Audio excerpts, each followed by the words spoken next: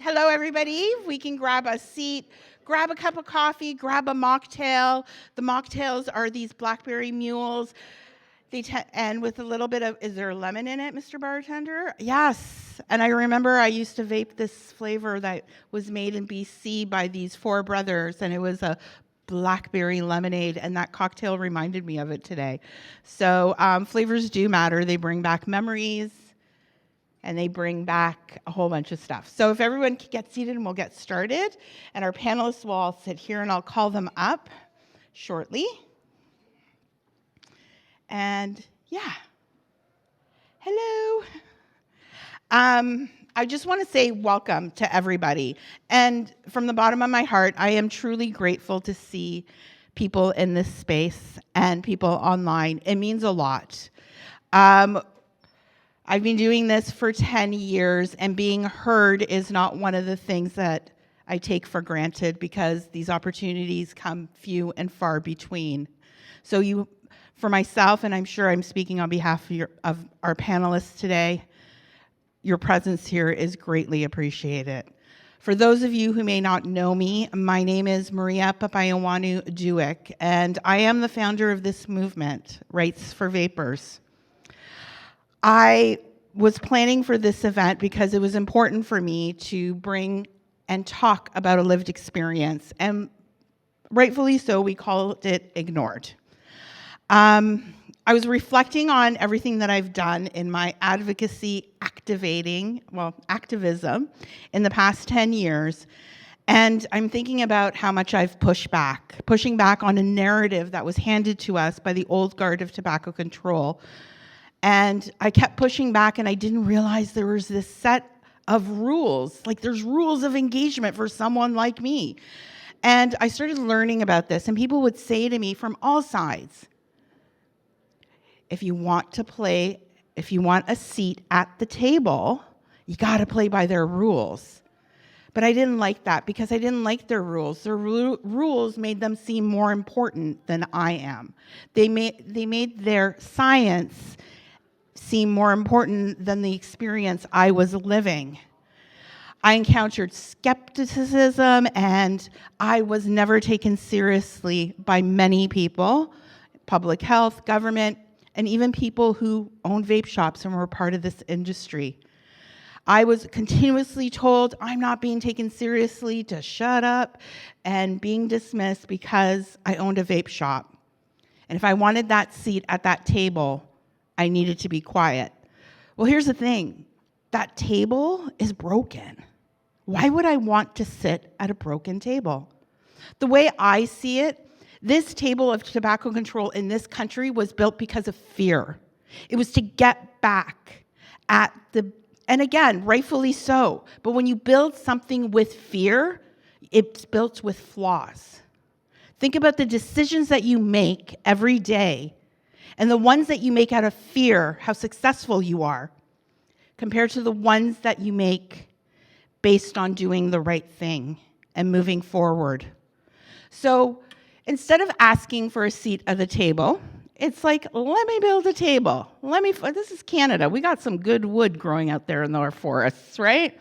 Let's make a table that's sturdy, that can hold everyone at it. Because this event was not in reaction to another event that is happening here that I've been kicked out of 3 times. This event was, if you build it and you show people how you want to be treated, maybe they will treat you that way.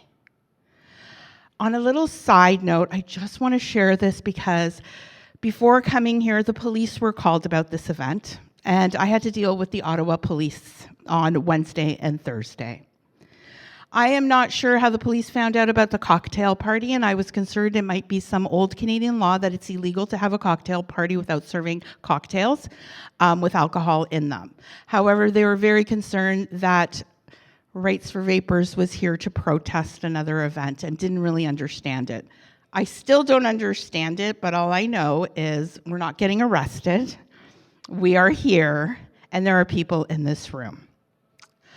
Systemic beliefs are another thing that I'm really concerned about, using the term smoker opposed to person that smokes. I'm so happy to see the change in language from the Canadian government, and that aligns with people who use drugs.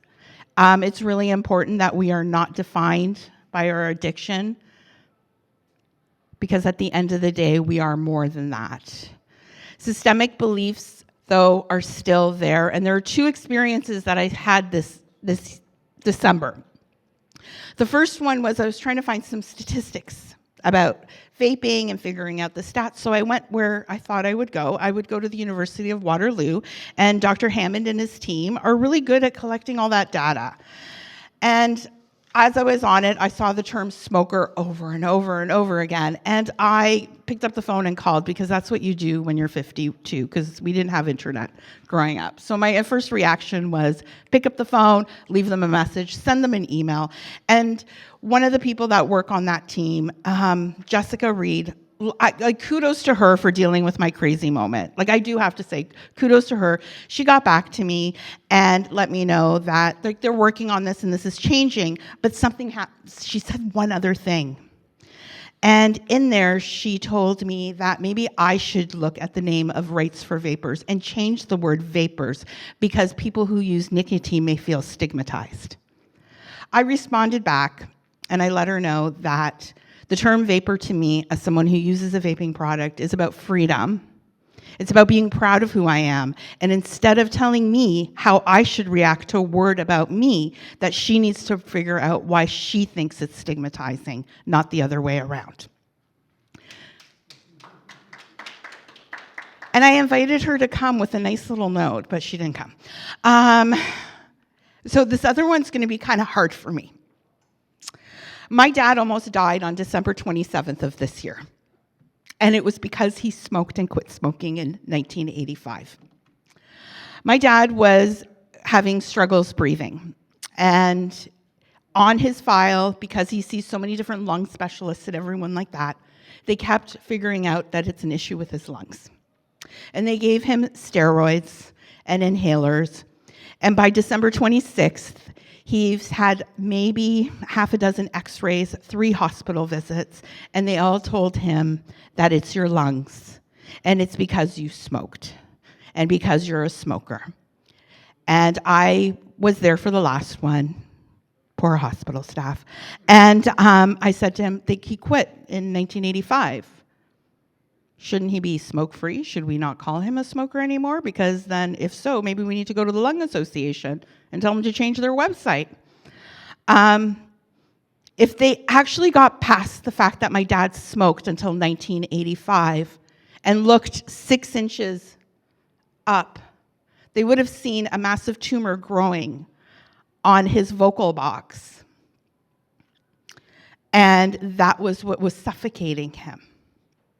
So my dad, and again, kudos to the staff, and this is not me judging the hospital staff. This is me saying is that as we are working and we're going back to that broken table, that table was built on stigmatization, on shaming people and allowing people to believe that people who smoke deserve what they have and not to look past anything else. Because if anyone asked my dad or asked us, we would have said that he started working on the boats in Greece in 1960. These boats were full of asbestos. And from 1960 to 1970, he was the electrician inhaling asbestos every single day. And if they asked again, they would have known that from 1971 till 2010, he was working as an electrician in Canada, going through the walls of old houses built when asbestos was still legal. So they would have been able to ask better questions. And to me, these are the changes that we have to make, because if we don't ask those questions, if we don't listen, and if we keep having these conversations about quitting smoking, using shame, we need to look back to that table that we built. We need to rebuild, create a new one.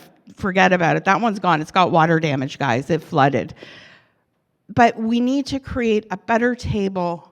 We need to own up to our mistakes, because all the good we have done, those people that quit smoking because of public health are still being shamed for it because public health didn't go further. So this is why we're here today. So we want to have a conversation about smoking. We have a diverse group of people, different ages, different experiences, and we're going to share and ask some questions, and we want to be interactive, so please ask us any question that you would like. So I would like to begin by welcoming Valerie Gallant.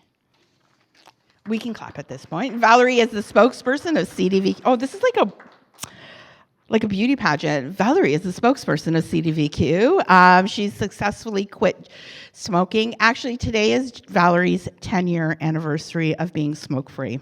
So congratulations, Valerie. And we'll get to know a little bit more about Valerie and everything that she's done. Next up, I mean, you don't need an introduction, but it's the fabulous Marianne Burt, who has spoken on multiple stages around Ontario, is always pen to paper, making sure that people know her opinion, and you can't go back past vaping is an experiment post on Facebook without seeing Marianne's comment there. So welcome, Marianne. Next up, we have Dave Ball. Dave Ball has been, I don't know how, you have been, how many years are you now? 10. We got another 10er. And he quit smoking through vaping. And finally, we have Craig Pro. Did I get that right, Craig? Prue, Craig Prue, who also is a dual user. He uses multiple different ways of staying smoke-free. So I want to thank everybody. Thank you. So let's just go down the road and just give everybody 2 minutes about who you are, and we'll do it. And what brings you here today? Okay. What brings me here today? I discovered vaping 10 years ago, and it's a doctor who was talking about that. No. Do we have the mic on? Yeah. Okay. So it was Dr. Junot, cardiologist in Quebec, that was talking on the radio about vaping, saying that he had told his son that if his son was to be smoking, better be vaping. I had never heard that word, never heard about electronic cigarette, and I'm like, what's that? Because having MS, having heart problems and stuff, all my doctors were on my case for like, you need to quit smoking. And my first reaction was, I need to try that. I will go on smoking. I wasn't about to stop smoking. I would have never stopped smoking. Every time they asked me, when are you going to stop? When I'm ready. When will you be ready? I'll tell you when I am, because I don't know. But the electronic cigarette, it was like the 24th of January, I heard that. So I went on the web and looking for where can I find that. In Quebec City, we had one guy that was doing it. It wasn't even a vape store yet. He had like that small office in, We had one of those in Toronto. And I get there, and boy, I think 50 people were lining up in front of the door, and I'm like, ooh, they all watched it. They all heard the same, So I tried that, and, well, the cigarette I had, threw away getting inside was the last one. After that, I just went on vaping, and I came back to see the guy the week after that, and I'm like, oh, I'm coming to work for you. Whatever. That's like the discovery for me. So I opened for that guy the first vape shop in Quebec City, then opened my own, and then the Tobacco Act in Quebec kicked in, which basically they just took the Tobacco Act and added electronic cigarettes in front of all the cigarettes. So, which isn't really a regulation for vaping product. But what really got under my skin was that it became illegal to even share a news article, a clip paper, whatever, about vaping, which was seen as making the promotion of vaping, but not only that, but my husband or whomever around me that was to share something on vaping, that became that's when I'm like, no, whoa, there's something here that's called freedom of speech. And so that's when I stood up, and that morning I wrote to every legal, anything that maybe know something or listen to me. I just got crazy. And someone called me back, a lawyer from Quebec, and he said, I think you have a case there. Let's talk. So we went against the government and sued them. Saying you need to have a regulation for vaping outside of the Tobacco Act. Because Tobacco Act, it does regulate the selling, everything, but it doesn't regulate the way it's being made. So production of e-liquid is still not regulated, nothing. Yeah. I mean, you can do whatever. Yeah, we'll get into that. But so my main point was, let's make something serious out of it, because it is something that can save lives. Absolutely. So I'm still working on that. Okay. Because, well, won in court, then lost the appeal, but there's still work to do. No, absolutely. I couldn't agree with you more. Hello, Marianne. Okay, is this okay? Can you hear me? Okay, I was just thinking about this.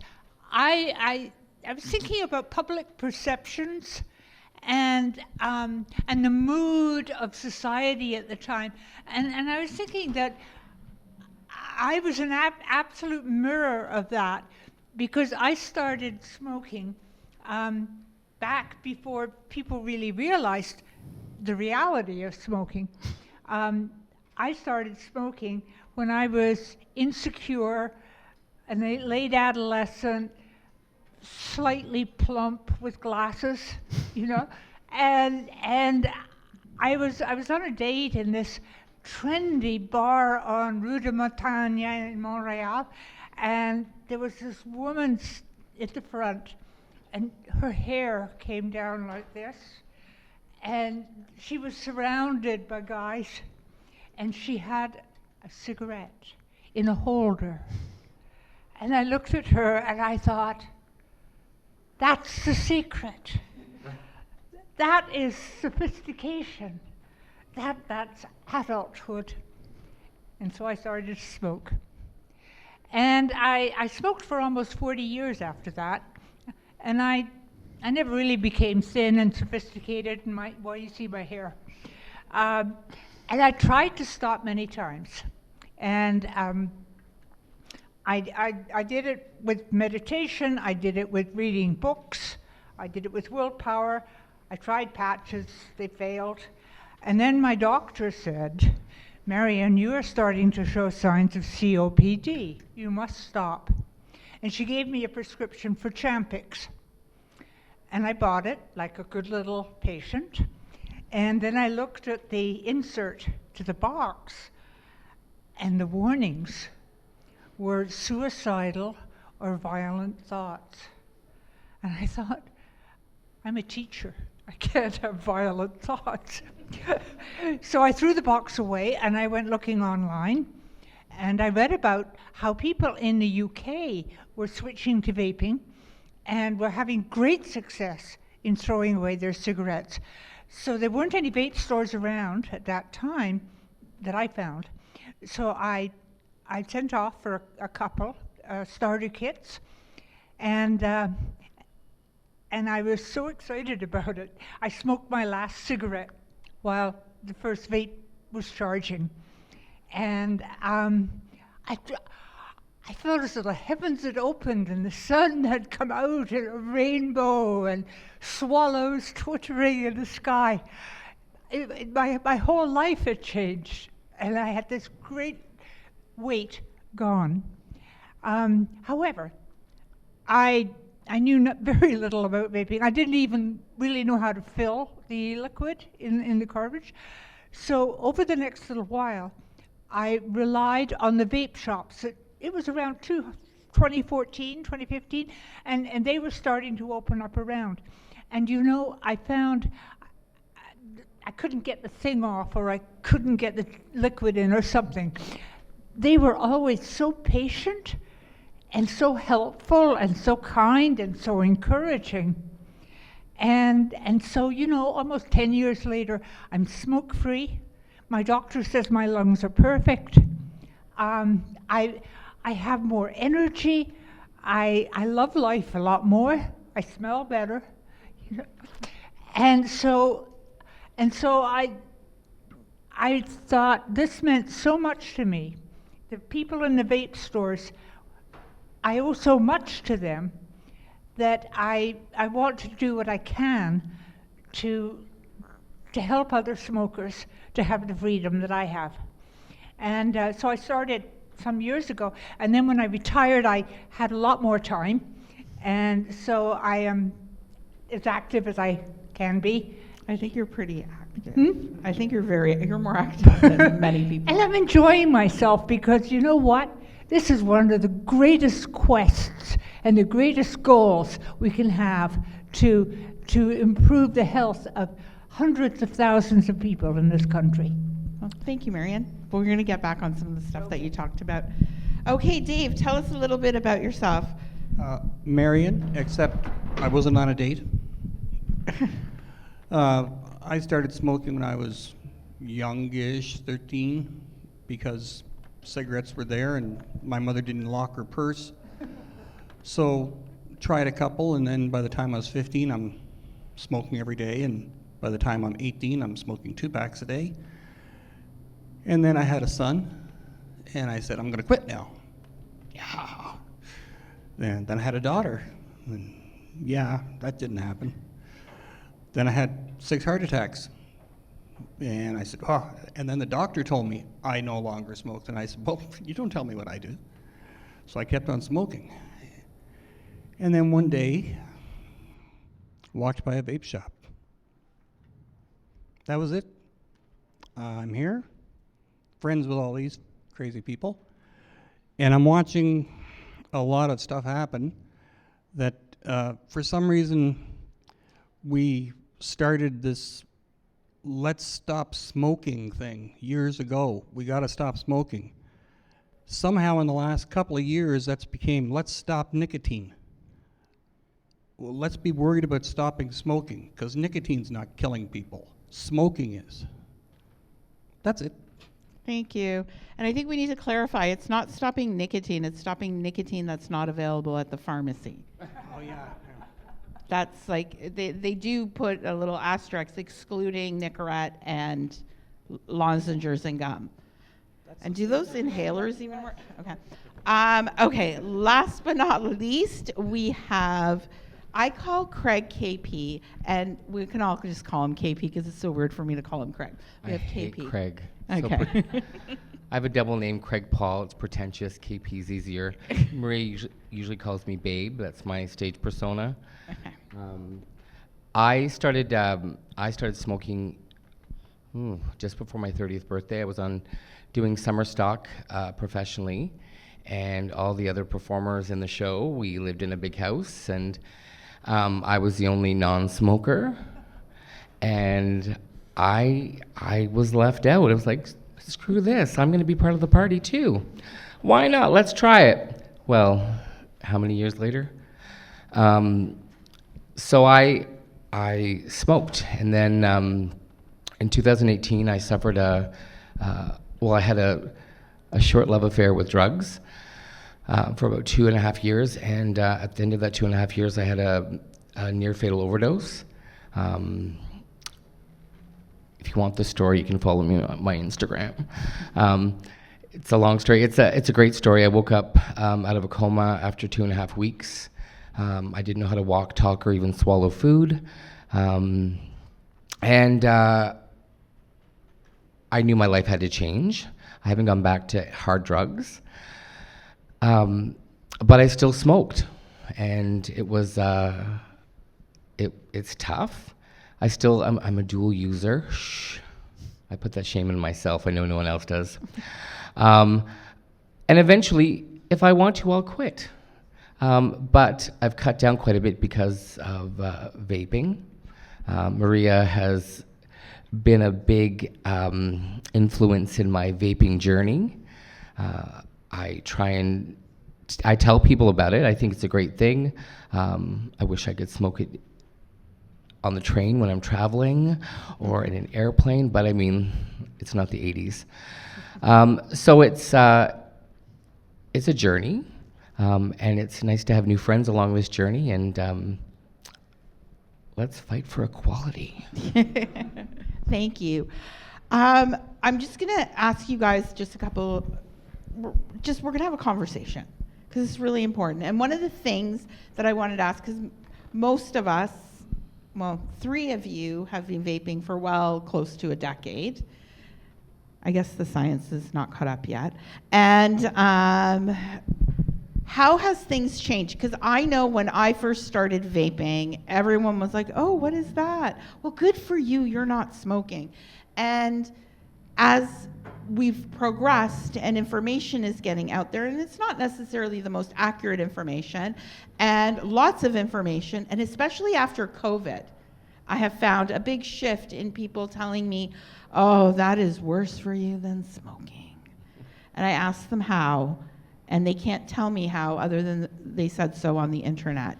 So what have you guys seen on a personal level? We'll start with Marion. Like, what kind of changes have you seen? Okay, back before 2018, people didn't really know an awful lot about it, but what they had heard was that people were quitting smoking.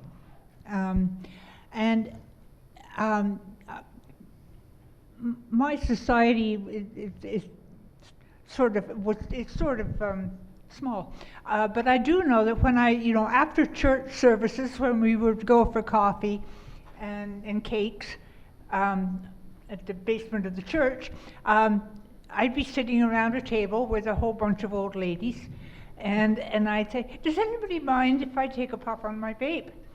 And they knew it wasn't cigarettes because I had talked enough about it, and they'd ask me questions, and when I said, well, it's just propylene glycol, vegetable glycol, and a little bit of nicotine, but I feel a lot better. They had no problems at all, because I guess they trust me, and they have seen the change in me since I stopped smoking.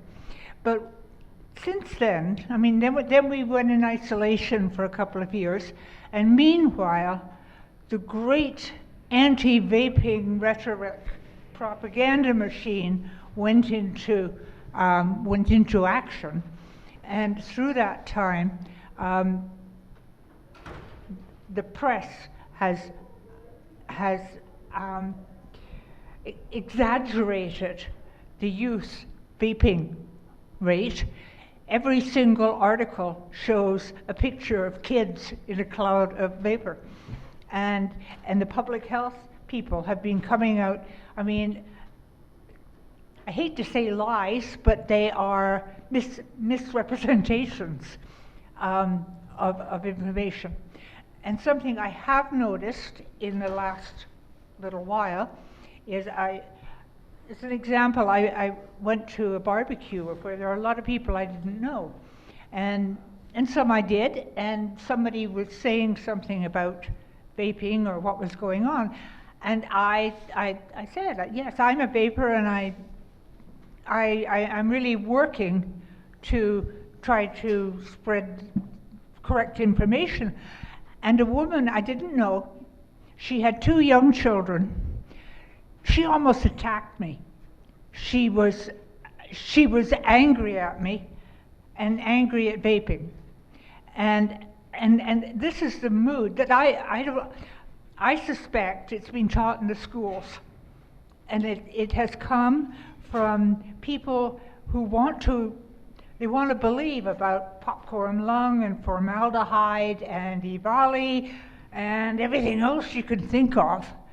And they have written programs for the schools So the kids are scared by this, which is the intent, obviously.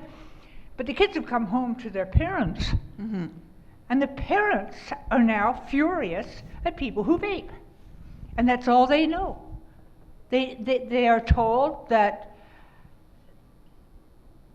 one of the most shocking things, when we did the review, the second review of the Tobacco and Vaping Products Act, one of the most shocking things for me was the statistic that 89% of Canadians believe that vaping is harmful or extremely harmful. That is an absolute travesty. That is going to condemn people who smoke to continue to smoke. And I try not to get angry, but I do. And anyway, that's how things have changed for me, except I am still so grateful that it just puts more spark in and gives me more energy to fight back. No, absolutely. And a lot of this information it's hard. It's hard that our media is less and less in this country. And that's the truth. And having it and fighting for space in a column is very difficult for Canadians. Unless you're behind a big organization, unless you have a big communication firm, it's harder to get space. And we don't have that kind of money to be able to, I have a typewriter, and I'll be honest, I sometimes use ChatGPT to make sure everything looks nice, and Grammarly as well. But, this is... out of the office reply for Yeah, most of my messages. So how do we, and it's up to us to talk to everyday Canadians. So Dave, how do you, what kind of conversations do you have? You have young grandchildren. What are they learning? And how do you what counter they're learning that? is that I'm the devil. And because I how do you vape. balance that? My one granddaughter came home from school one day telling me that she had a project that she had to work on, and she was supposed to come up with all the bad things about vaping to put up on the wall in the classroom. And she wanted to put up that her grandfather stopped smoking. And they said, no. What's the bad things? He doesn't smoke anymore. Well, that's not a bad thing. That's right. And they said, no, you have to come up with all these bad things or you'll fail. And then they called her mother, who told me, and I had a conversation with her teacher. And she couldn't take that project and not fail unless she said vaping is bad. But she was able to change to a different project, not related. But she couldn't do that project. And I said, good enough, she gets her class marks in that, but this is bullshit. That's what I said to her. And she thought I was being angry. And I said, yeah, of course I'm angry. She said, well, don't you know how bad vaping is? And I said, yeah, I know how bad vaping is. It really affects me. Wait a second, no, that's wrong. It doesn't affect me. I'm having a great time. I'm alive. I'm not dying. I'm not coughing up a lung every morning. I'm picking up my grandkids. I'm having a good time. I don't see that as bad. If you see that as bad, there's a problem with you, not me. So Thanks, Dave. that's what I noticed. Thank you, Dave. I do know that it just seems to me that the stigmatization is passing on. It's that it's a very easy, oh, they smoke, they vape, let's just carry on that attitude. And I have said this many times, it's one of the few, if not only addiction, that we encourage young children to point to be mean and congratulate them and reward them oh, my grandfather smokes. Grandpa, I'll say it in Greek, but anyways, Papu, you're so stinky with your cigarettes. And these are this is not nice. We shouldn't be calling our grandfather, which is Papu in Greek, stinky. We shouldn't be saying mean things to people who smoke and encouraging young children. But now we have programs that are designed. We think that we have to keep people, and this is my question, why do we have to use fear and not truth when it comes to vaping to keep kids away from it? Because right now the fear is not working. Kids are accessing vapes. And that's the truth. And It's because it works so well for drugs. Has it? Nobody uses drugs anymore, right? Right. Right. Yes. You get them afraid, they'll never use them again. I say we have a class trip down to the Byward Market after this meeting. KP, Yes, Maria. harm reduction is really important to you because we've had this conversation. Harm reduction saved your life. It has, yes. When you see the negative stuff and people saying that vaping is not part of the hearing statements like vaping isn't really harm reduction, you're a dual user, you're not really doing much. Like, how does that make you feel? And what do you want to say to people? Well, first of all, it's no one's business what I do, how I spend my money, how I treat my body. And that's something I've had to learn since the overdose as well. Talking about stigma, I'm an overweight gay man who does drag, who's an addict, who smokes and vapes. I need more fingers. Well, you know. So stigma's my. Oh, and I wear glasses. I'm blind. So you know, stigma's a big thing. Harm reduction. In the last 5 years, I've cut down from, I'm sure, a pack and a half of cigarettes to 3 or 4 a day. Could I get rid of those 3 or 4 a day? Probably, but who fucking cares? It's my body. Well, I'm not judging you. Well, I know, but you know what? My body feels a lot lighter. Pardon the pun. Feels better, and I'd rather be tasting a banana flavor from a fruity flavor or a mint flavor than the nicotine. I smell better. Everyone has too many opinions on other people's lives these days, and I think we should all just mind our own fucking business. I think the scary part, scary part is a lot of these people have influence and power, and their opinions shape regulations, and those regulations shape what we have access to, and it shapes how and where we get information from, and how we can counter information. So when we're talking about stuff like, oh, who can say positive things about vaping?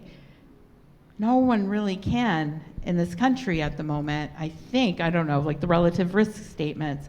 And it's hard because we have all this information, and it is misinformation, and some of it may be accurate in context, but we don't have the opportunity where people that own, I no longer own a vape shop, I just want to make that clear. So people who own vape shops aren't allowed to talk about this stuff. We're not allowed to talk about it in the media or like put out an ad on Facebook or do any of this stuff, because the only thing everyone's getting bombarded with is don't be not an experiment. And even though it's full of lies, it's okay to lie about vaping as long as you lie that it's bad.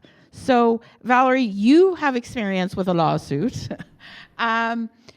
You guys sued the province of Quebec.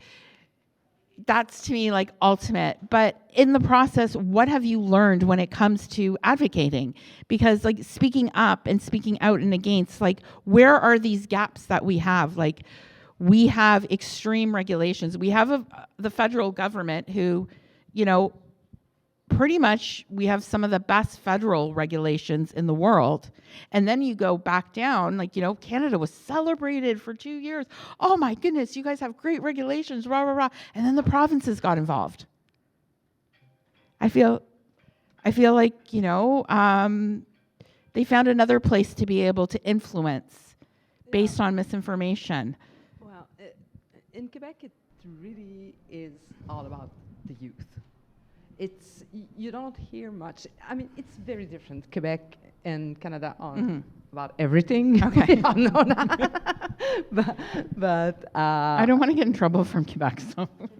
I'm from Quebec, raised and born there. So I'm entitled to say that. But things are different. So it's always been really about protecting the youth. Then again, and people hate me when I say that, but we don't raise our kids anymore. We don't say no anymore. So we rather have the government say no for us. So we push everything towards the government, you know?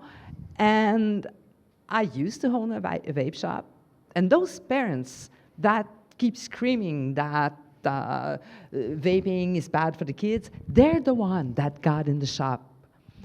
That young lady there worked for me, okay? I had a paper saying, yeah, she's a minor, but since she's not using, it's like at the corner store, she can sell you a cigarette if she's 16, well, she could too.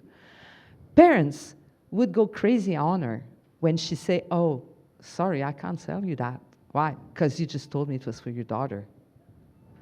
And in my shop, I had a frame with the law in it.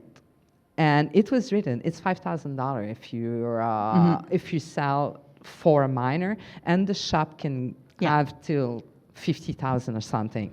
So Rosalie would show them, I'm not paying that fine so your kids can. Who are you to tell me what to do with my kid? It's the law. You parents are asking for that law, but yet they come and buy it. But then they can say, oh, it's not me, it's the government that doesn't want to. You know? So I think I'm going to share a story with you really quick. I'm cutting you off. Yeah. My favorite line was this mom was like, my daughter wants, I'm like, how old's your daughter? She's like 15. I said, I can't sell it to you. And she said to me, you have to. I can't have my daughter be mad at me. And I looked at her and I said, your daughter's 15. Her job is to be mad at you. If you're not doing your job well, it's okay. And like, I mean, I had parenting class, and I'm not a parent by choice. I'm like parenting parents. this is it. So they started demonizing vaping to scare the kids. But you look at those ads on TV, because they have those, the government pays for ads about how vaping is not. But you see all those teenagers on the couch having party and vaping, and you're like, I look at the ad and I almost want to vape. Okay, you're trying to tell the kids, don't vape, look how dangerous it is. But you make it appealing. Yes, they usually use It's cool not kids us. surroundings. You know, we don't advertise. We don't have the right. We're not on social media. We can't. We're nowhere. We're just there hiding in behind our shady glasses and, you know, where you can't see anything. But yet the government, they show it to be. And then at the end of the ad, don't do that. Okay, party, don't do that, teenagers. What do you expect? No, absolutely. I do think the more we regulate it, we put it into prohibition. It's sort of like we did our best. But again, by not having these conversations with people, not bringing in people who own vape shops, people who buy products, we're not having the conversations of black market. And it's pish-posh, like it's dismissed. Oh, you're just saying the same words that what tobacco companies said. Black market, and Marion, you've said this before. You said you would start your own black market, didn't you? I have. Don't say anything. Well, No. flavors go. Well, I'll tell you something. I'm an adult, okay, and then some. And when it was back when the government was threatening first to limit flavors to tobacco and nothing and something. Mint, yeah. Mint. And I thought, I don't like them. I got away from tobacco. But more than that, I thought, I'll be damned if you're going to dictate to me the flavor I vape. But what you don't know is that vaping is not like cigarettes. It's not like a complex pharmaceutical drug. It's four ingredients. Or three if you don't like nicotine. And hey, so I went out and I bought some scales and I bought some bottles and I bought and a beaker, and I now have a stash. I have a bottle of nicotine in my freezer, enough for a lifetime supply, and as well as propylene glycol, and you know what? Damn you! You're not going to tell me what flavor. And if you think that you're so clever, you don't even know that it's easier than baking a cake. You know? No, absolutely. And what's to stop a young person from making it? I mean, when we look back at the Avali thing, it was a young person. And that's what worries me, because I know, because I've done an awful lot of reading over the last 10 years, I know that there are some flavors that are okay to use. We think they are, but even so, we are warned that if there is any danger at all, it's in the flavors. So we have to be careful, right? So I would never I would never go down to Bulk Barn and say, oh, that strawberry looks good, without looking to check that it's not oil-based, because we know where that goes. But kids don't, right? Exactly. The kids just want the fastest thing, probably Yeah, in the and bulk bar, and they can slip in their pocket, because they're already breaking the law by vaping. So I know, and it's just insane. This no, sort of absolutely. thing. And every kid, we can all say we all went to high school with that kid who knew how to start a business, and I don't think that attitude hasn't changed at all. And I'm all for entrepreneurship. I do. I'm don't going sell to. it. I'm going to own this right now. But my niece, when she was 14, she started a vape shop out of her locker in high school. She didn't get a single product from me. It was all shipped in from China. It was that easy. So, I mean, I love her to death, and like, good, you go, girl. But I'm just saying things are harder, and at least here in Canada, I do feel that some of these regulations, the double tax coming up in Ontario, the flavor ban in Quebec, is going to push a deeper black market. And even though we have people on our panel that I can easily make a vape at home. I need a battery, I need a tube, and I need 2 posts, some cotton and wire. I can figure it out, because that's how long I've been vaping for. I can figure out nicotine. If I can do it, someone else can. And then we start getting dangerous. So I feel that the market, and I'm going to ask you this, most of us started when it was technically like a gray market, right? Yeah. We like saying gray, not illegal. So it was the gray market, but we still trusted where we got it from, because even at that point we had standards. We made our own standards, like the shops made their own standards. How do you feel if it goes backwards? Are you going to trust the black market, or has the black market changed? Can I speak again? I don't want. Yeah, absolutely. Maybe Dave wants to jump in. Something that I really think has been lost since 2018 is an element of trust, and an element of responsibility. I know, as I say, when I first started, the stores were cropping up, and yes, these were people who wanted to make money, and that's fine.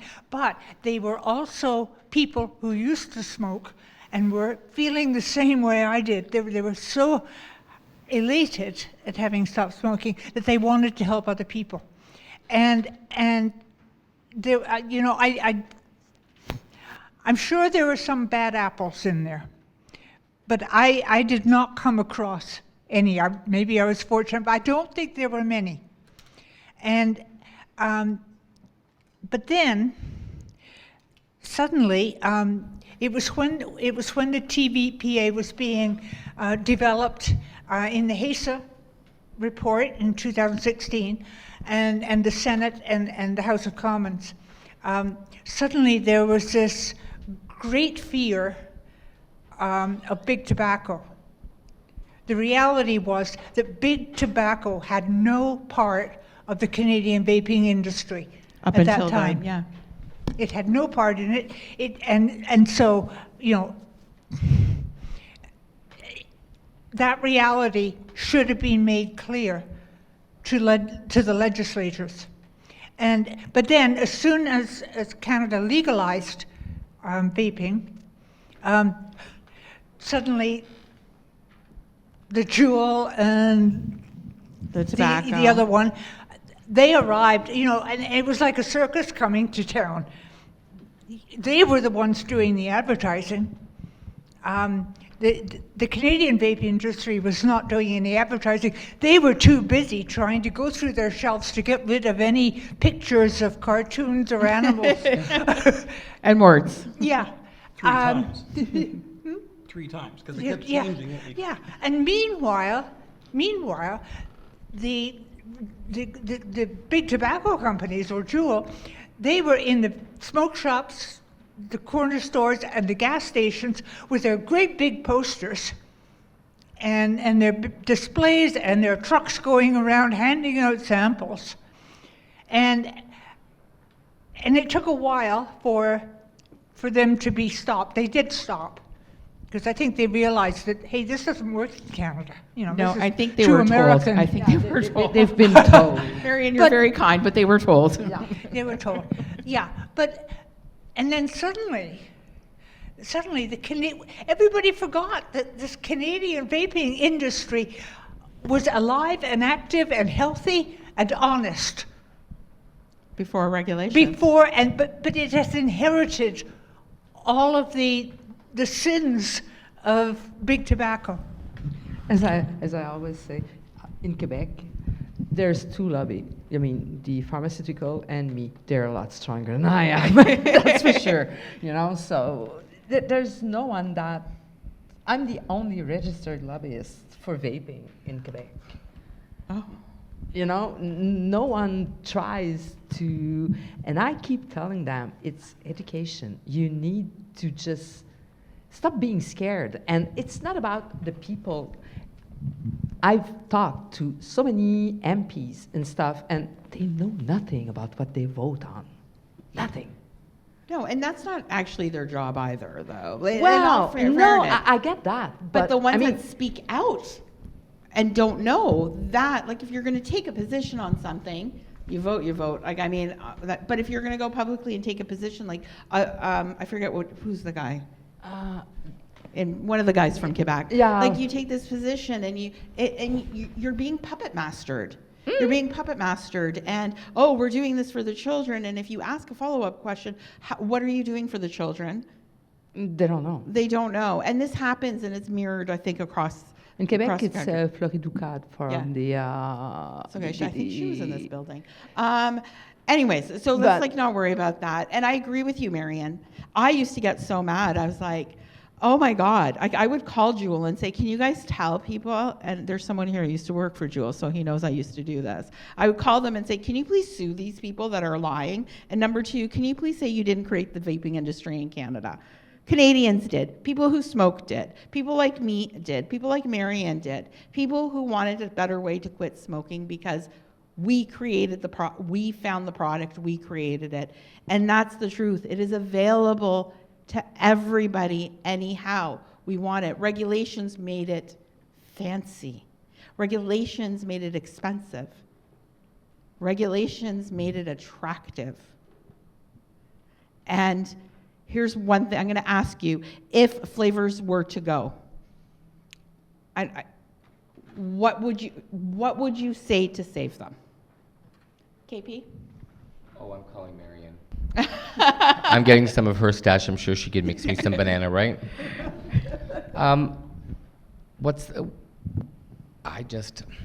It's frustrating. It's frustrating to think that people in power could take away something that is helping Canadians live better lives, is the bottom line, I think.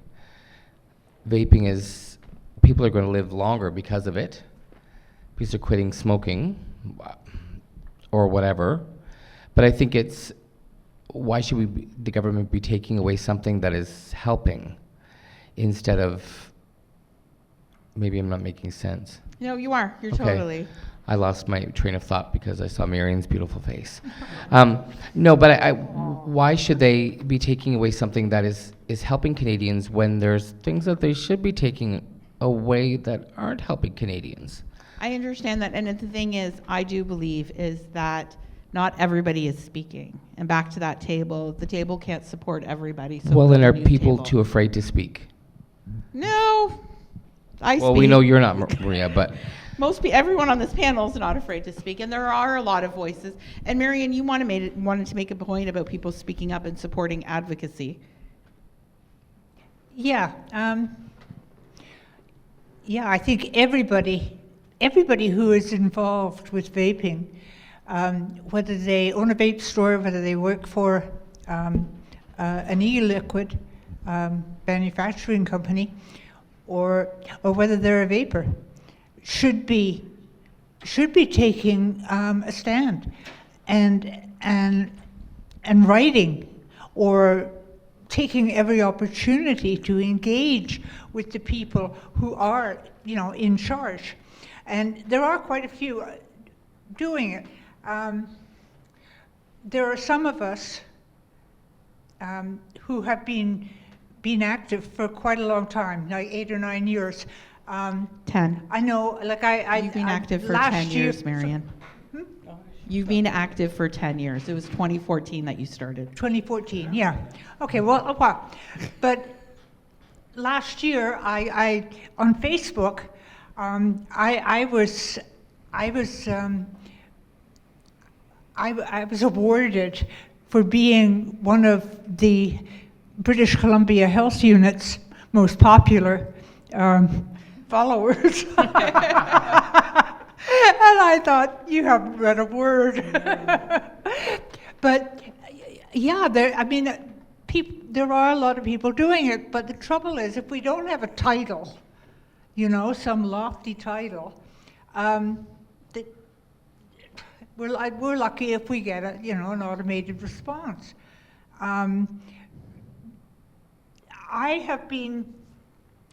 I heard that Yukon was talking about implementing this stupid double whammy excise tax. And I thought, one evening there's nothing else on television, so I thought, okay, there aren't very many members in the Yukon legislature, so I sent an email to all of them telling them what I thought about this excise tax and sort of ripping apart the rationale they had for it, like that E-Valley had nothing whatever to do with nicotine vaping. And surprisingly, up there they have a liberal minority government in coalition with NDP, and the Yukon Party is the opposition. And the two NDP members wanted to hear more. And the Yukon member wanted to know what the government said and also wanted to know more. And the government said, we have to protect youth. And the Cancer Society says that vaping is harmful. So I'm not sure what I'm going to do. That's one thing. We keep hearing the Cancer Society, they're like the most vocal about Canada, it. like we have to be very clear because Cancer Society UK, ASH But UK Canada, have yeah. But I mean, they're the more vocal. Did any studies said that vaping caused cancer? Any studies? I don't think so. No. So why? I've never got that. They need people to get cancer. I think that's it. I don't know, but I mean, at least take something that the addiction. We know that vaping nicotine can cause addiction. Okay, so if they make their battle on addiction, but why Cancer Society of Canada? Fear-mongering. So I never got that. It's fear-mongering. Is what it comes down to. Cancer is one of the scariest words in the English dictionary. So if you say it causes cancer, then it has to be bad. So let's get it off the shelves. So we just But have there's to no continue proof. to push back. And I know it's so tiring. Trust me, I'm right there with you guys with pushing back. But the stigmatization has to stop. I know that the 4 people here will continue on their journey in being smoke-free the way they choose it. You guys have the confidence, and I know that a lot of people, what I do worry about the people who are still smoking, the people who are still afraid. In my little town of Coburg and Port Hope, Ontario, in 2019, 3 people developed popcorn lung all in the same week with the same emergency room doctor. They all came, 3 of my customers, they all Did that developed... doctor come from London? No. They were all diagnosed with popcorn lung and told, whatever. And 3 weeks later, the hospital called back. They had pneumonia. They were all recommended to go back to stop vaping, and if they had to smoke, that would be okay. So the misinformation is the people who we trust. We trust our doctors. And I don't blame the doctors. Doctors don't have enough time to learn, but they should learn. So I do think that we have to do better with those. And I think there was a study from Health Canada. Can someone give me how many doctors don't know the information? If Dr. John was here, he'd be able to spew them out. But doctors don't know the benefits or the truth facts. That's the thing. I mean, I don't know if I've mentioned this before tonight, but did I say that one of the failures of the Tobacco and Vaping Products Act was its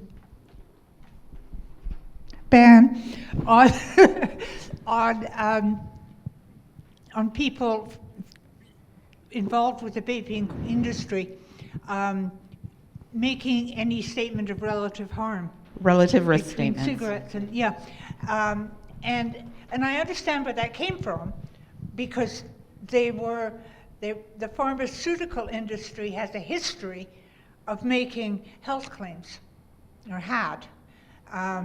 And so that regulation was put in place to make sure that they couldn't make any claim until it had been approved. Mm-hmm. And I understand that.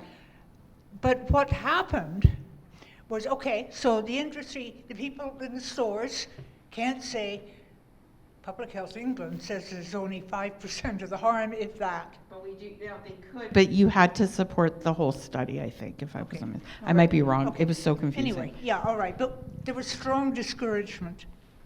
But I don't think that the people who put together these regulations really anticipated the absolute tsunami of negative propaganda that came out about vaping and its effect. And it was absolutely catastrophic on a personal level and on a political level. And personal level because many smokers believe that vaping is as harmful as cigarettes, if not more so. And so they continue to smoke. On a political level, because I believe that our representatives in Parliament honestly believe that vaping is harmful, and it's their public duty to kill the industry, because they believe they're killing the tobacco industry. I don't agree. For having talked to those politics, they know. They know that the pressure comes from elsewhere, because they know. Well, in Quebec they do, because I've talked to many of them, and so many have said, oh yeah, my friend vape, and I know they all know it's in their head it's all about protecting the youth. But what they don't get is, look at the numbers. Smokers, youth smoker before, youth smoker plus vapor now, same thing. Kids are kids. Kids try things. But personally for me, I don't support selling it to them. I don't either. Okay. It's not what I'm saying. Okay. I'm saying that when we were young, that many percentage of teenagers were smoking. Now, that same percentage of kids I think less. Yeah, it's actually less. Yeah. But I mean, teenagers, they try Kids things. are still dumb. I used to take the Quebec government numbers. 86% of the teenagers between 13 and 18 drink alcohol 3 times a day, a week. 76, sorry. I was like, what are you guys doing out there? 3 times a week, you know. It's 76% about cannabis. The lowest rate is vaping. Yeah. So why are we go crazy on vaping and not on the rest? Low-hanging fruit. They've already done it. I felt like this is a plan. After listening and talking to everybody and kind of, it's like it was this long game plan. As we were advocating, save our flavors. I feel like they distracted us with trying to take our way our flavors, but started building up. Let's take this away from who created the industry, which was Canadians who smoked. Those are the people who brought this industry to Canada. We can't forget them. There were people who took risks every single day to be able to bring this in because they truly believed it was a better product. So they got us all distracted on that, and then changed who did the industry, shifted it over to tobacco. We're still trying to save our flavors. I don't know how many times we've tried to, I mean, guys, do we have I felt like I should have a count. Like how many postcards we sent out, and then had to fight to get those postcards counted as more than one. And then we sent emails. So we were so distracted with these flavors. We gave up nicotine concentration, which was something bad. We gave that up. Like KP, do you think if your vapes were stronger, you would be a dual user? No. No, I don't think I would be a dual user. I'd be vaping. Okay. So we're looking at this. So we didn't worry about the nicotine. It was the flavors. It's like the people who wanted to get rid of vaping, they knew what they were doing. They plotted it. They created it to look like it was just Big Tobacco that owns it. And I guarantee you, if you ask people, someone do a survey, who do you think who do you think started vaping? It's tobacco Big Tobacco industry. or Always, Juul, always. but Juul's not around anymore. Anyways, not in Canada, but we got distracted with flavors, and I don't know how many times I have like so many shirts that say Save Flavors 2016. We could be a band called Save Flavors. I've got tour shirts. Even as in 2021, I wrapped an entire bus that said Save Flavors, stop the flavor ban.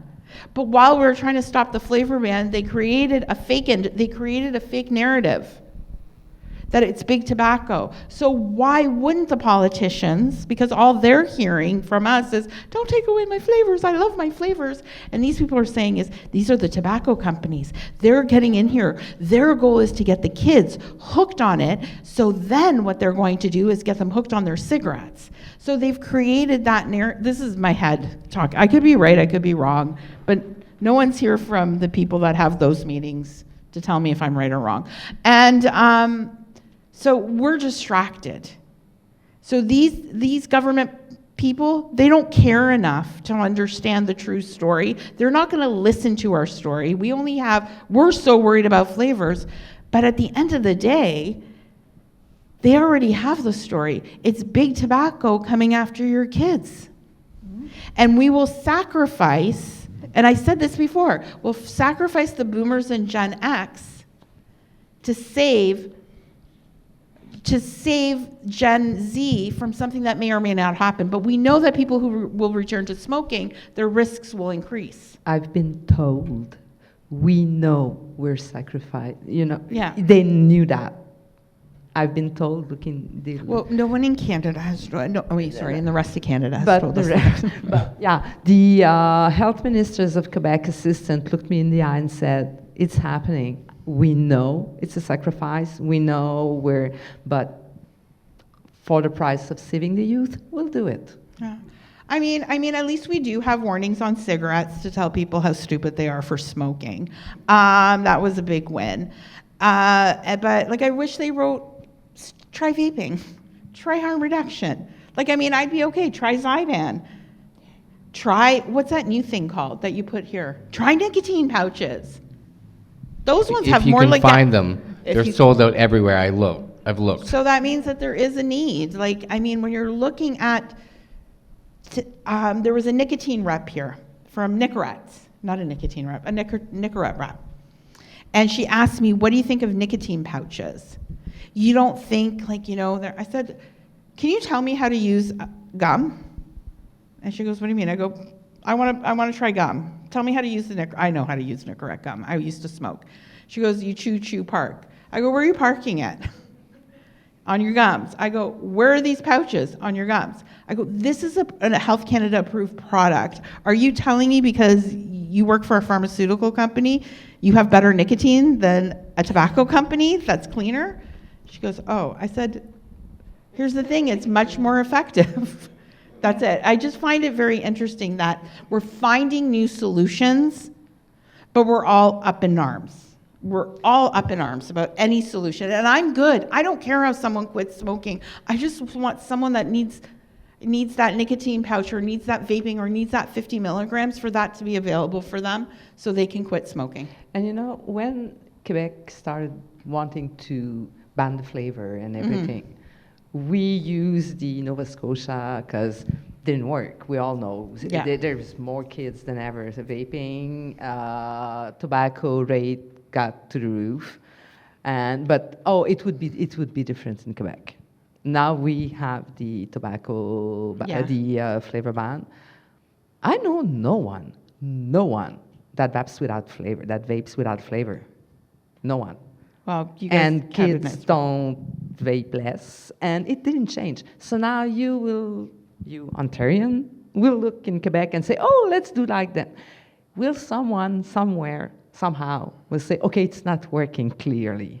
We'll get there. We'll get there. It's clearly not working.